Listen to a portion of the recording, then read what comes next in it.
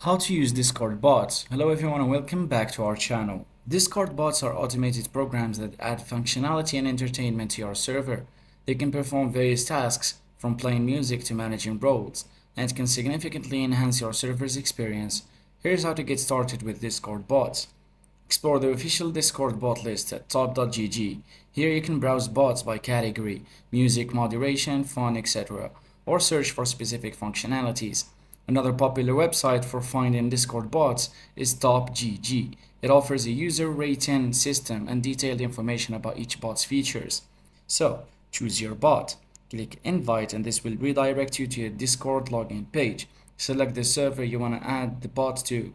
Then, review the permissions the bot is requesting and grant them. Authorization is complete and the bot will be added to your server. Most bots have a dedicated website or documentation page that explains how to use their commands, prefix commands, and in-server commands. Popular bot categories are music bots, moderation bots, fun and games bots, utility bots, and other ones. Important considerations are bot permissions, reliable sources, and community guidelines.